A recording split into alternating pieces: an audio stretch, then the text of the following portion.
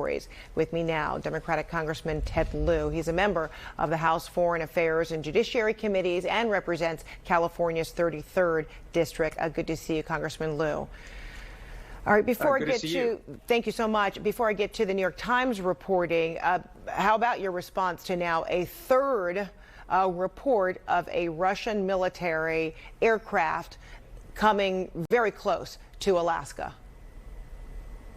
Having served on active duty, I know our Air Force is the best in the world, and they're going to continue to intercept Russian planes that try to enter our airspace. This latest incident does show that Russia is not our friend, and Vladimir Putin is not Donald Trump's buddy.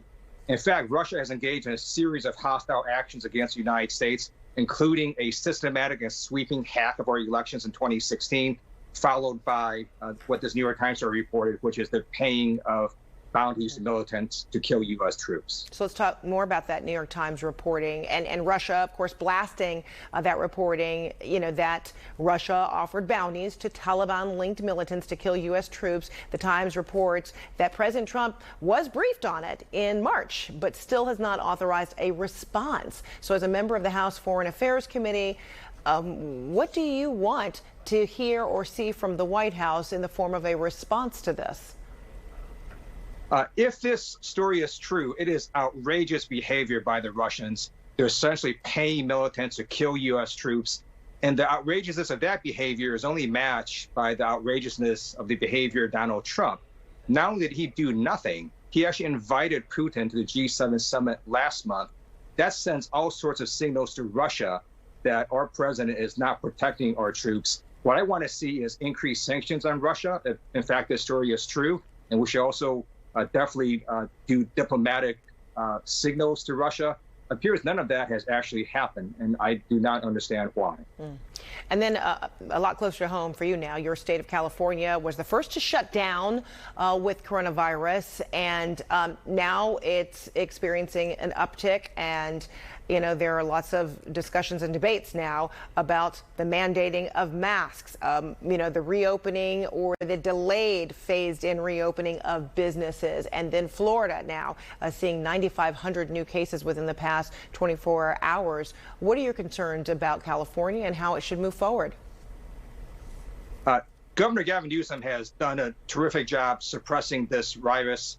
However, we know it's also highly contagious. And when you start to reopen, you're just going to get more cases. And that's what we're seeing in California. We know in the last 2 weeks, we had an increase of about 32% in hospitalizations. And that just goes to show that when Donald Trump says that there was no testing, there'd be no cases, that's just absolutely false.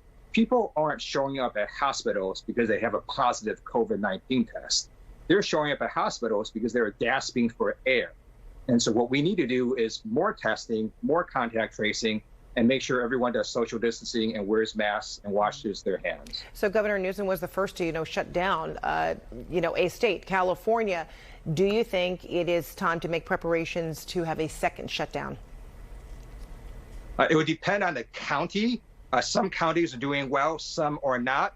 So Imperial County in California, for example, is getting a high surge of cases, and the governor has said that they should go into shutdown mode. So it really depends on the county. Okay. And then in just the last few weeks, President Trump has said the coronavirus, is dying out, that the reason we are seeing a rise in cases is because of an increase in testing. And then you've got the vice president who said this yesterday. We stand here today, we believe we've made progress. But as we are reminded, as we see cases rising across the South, that we still have work to do. To one extent or another, the volume of new cases coming in is a reflection of a great success in expanding testing across the country.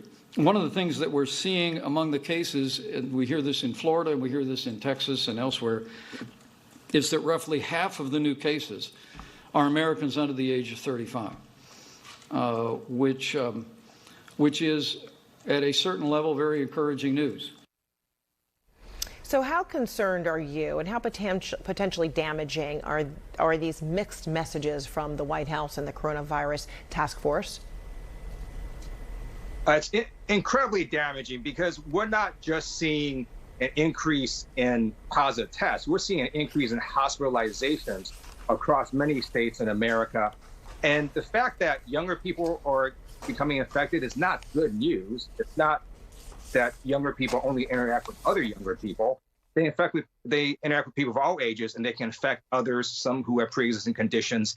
And at the same time, Vice President Pence can't even bring himself to say, wear masks, even though his own Surgeon General in the Trump administration says to wear masks, as well as the CDC director. So this conflicting message from the president and Vice President Pence is really confusing the American people.